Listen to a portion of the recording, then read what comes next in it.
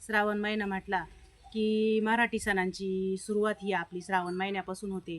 नागपंचमी असू दे, रक्षाबंधन, गौरी गणपती असे अनेक सण. तर आपल्या ह्या सासूरवाशीन मुली आपल्या माहेराला येत असतात. त्यांचा वैशाख वानवा सरून आपल्या श्रावणामध्ये श्रावण झुलव्यात बसायला येतात. तर आणि आपल्या माहेराचा आनंद घेतात सर्व सुखदुःख विसरून. तर आम्ही जेव्हा 96-97मध्ये जेव्हा 9वीमध्ये होतो तेव्हा कवयित्री अरुणा ढेरे यांची एक आम्हाला कविता होती, तिला माहेरी बोलवा.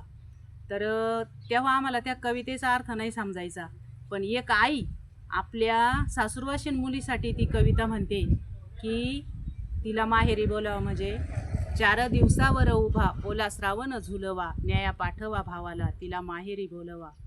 तिचे काळीज हर्षाने सुपा एवढे होईल, जुने दिवस मावळू जीव मिरवू येईल. नदी काठला घागर बाळ पाण्याने भरेल, सखी पदर धरेल.